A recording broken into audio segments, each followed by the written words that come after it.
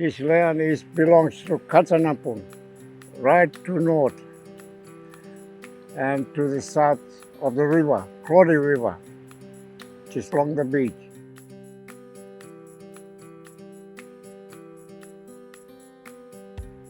Lockhart, Giblet, and Ropian, we are the root of this land.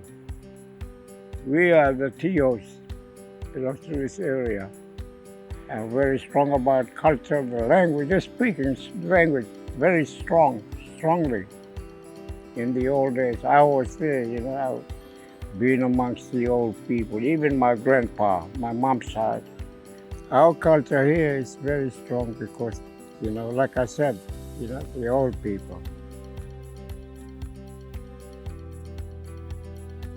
I think culture does play a big part, especially in community. Culture involves, getting out on country, speaking language, hunting, collecting and gathering, and dancing also. And the big thing is respect. Have that respect. Having saying that, Australia is one of the oldest living Indigenous cultures in the world, we could relate to that because, the dancing, the Malkari and the Kincha, the kuku, the language, the Kincha, the law that's been behind it all this time has been handed down from generations to generations. And you can't carbon date language, of course. You can't carbon date dancing, of course, too.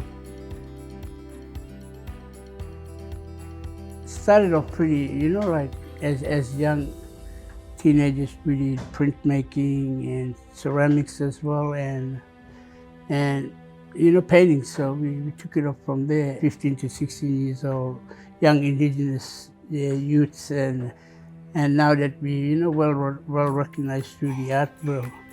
Culture cannot stop.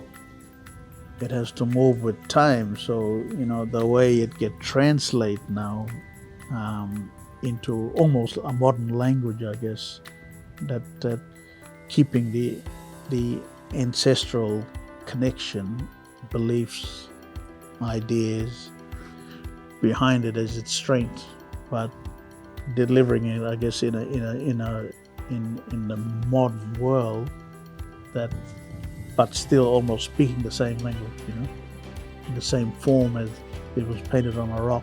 Your artists in the modern world now, in today, translate a lot of their lifestyle or their knowledge onto a canvas or onto a sculpture, because they've got that strength again from inside.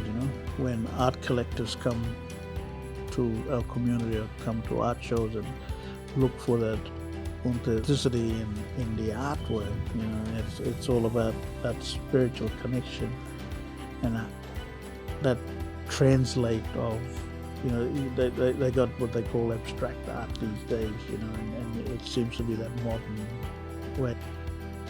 It's all about passing on that knowledge and getting the balancing act right, the modern world and our ancient world. How do we get them both on the same path and just keeping the strength up to it at the same time so it heads in the right direction. To continue culture, make sure we attract the right investment into the right areas.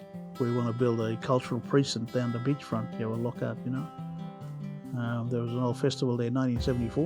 In 1974, we had a second dance festival held here in Lockhart River, so I think it'll be great that it's coming back to here, and I'm looking forward to that, and I'm so excited. We want to rebuild that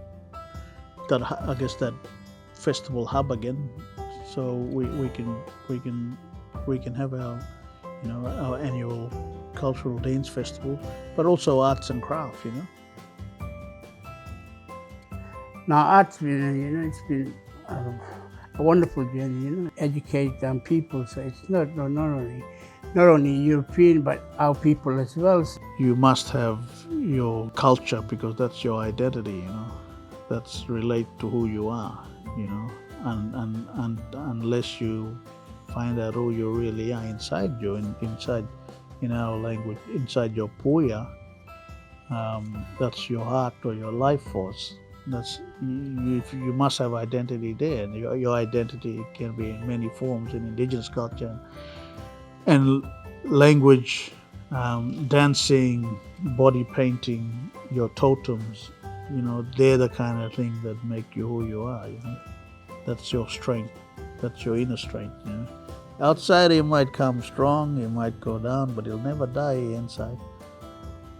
Munta is ashes. You know how ash, it smolders away, and that inside you, that culture by you go smolder forever in your life, from when you're born to when you die. So And it's all about keeping that fire burning, because I was taught by my elders to keep that fire burning, to keep on putting wood on the fire, to keep it burning and burning for the next generation, because without culture, we have no identity. Culture is our identity. If we have no culture, then we have no identity.